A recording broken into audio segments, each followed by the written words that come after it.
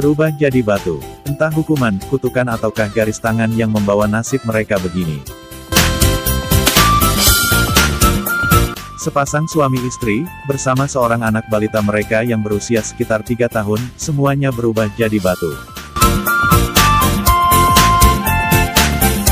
Bahkan barang bawaan mereka termasuk sebuah sangkar ayam beserta induk dan anak ayam di dalamnya yang ditenteng sang suami, tak luput menjadi batu.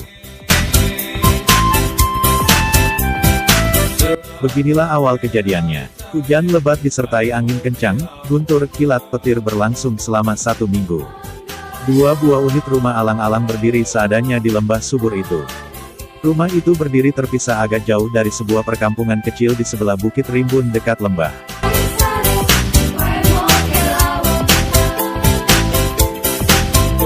Semulanya rumah itu hanyalah gubuk yang dibangun di lokasi kebun petani di daerah Nusa Tenggara Timur NTT itu. Lama-kelamaan gubuk itu menjadi rumah sederhana yang sangat betah dihuni keluarga petani yang rajin bekerja tersebut. Tepatnya di Pulau Flores, Kabupaten Manggarai Timur.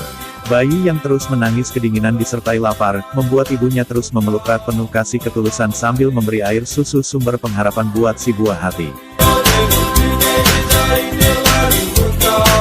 Sang suami sibuk mengikat beberapa kerangka rumah yang nyaris roboh akibat dihajar angin kencang yang belum berhenti.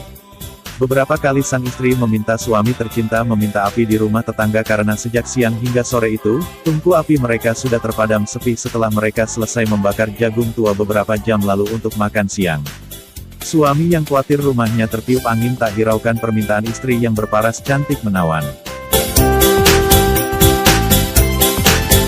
Solusi terakhir, sang istri memanggil si Sepang. Si Sepang pun nongol. Lalu sang istri memanggil tetangga sebelah rumah dan tetangga segera menyahut. Istri berambut panjang itu meminta tetangganya agar memanggil si Sepang ke rumah mereka.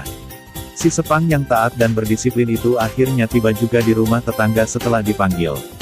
Tetangga yang baik hati langsung mengambil sepotong kayu bakar yang arangnya sedang membara, lalu diikat pada ekor si Sepang. Si Sepang adalah seekor anjing jantan putih bersih yang sangat keren. Kini sebatang kayu pendek berarang telah diikat pada ekornya. Sang tetangga mengusir pelan si Sepang sambil mengarah ke rumah pemiliknya untuk membawakan bara api itu. Si Sepang pun segera berlari lincah. Sebelum tiba di rumah pemiliknya, dia keburuan dilihat oleh beberapa orang warga kampung yang baru pulang dari kebun di sekitar lembah itu. Sontak saja beberapa orang itu mengeluarkan suara kaget setengah berteriak.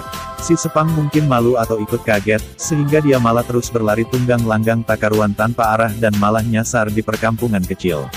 Semua warga kampung makin kaget. Namun banyak juga yang merasa lucu sampai tertawa terbahak-bahak hingga tertidur lemah di lantai tanah pada rumah mereka masing-masing. Saat bersamaan, kabut hitam langsung menyelimuti kampung itu disertai halilintar. Petir makin memekikan telinga dan hujan pun semakin menggila. Dari puncak bukit sedikit demi sedikit butiran tanah berlumpur mulai terguling ke arah kampung. Makin lama makin banyak dan terjadilah longsor yang dahsyat. Genangan air pun makin meluas dan akhirnya menutupi kampung itu.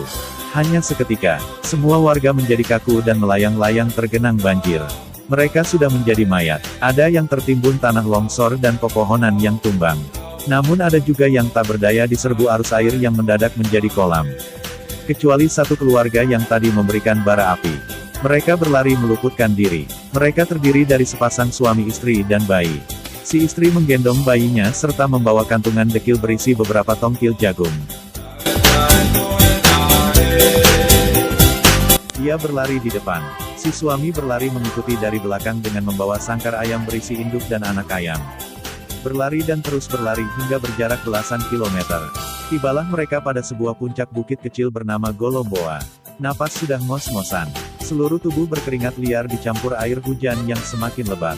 Sejenak mereka berhenti di bawah rindangan pohon beringin rimbun. Suasana sangat gelap menakutkan, sudah malam.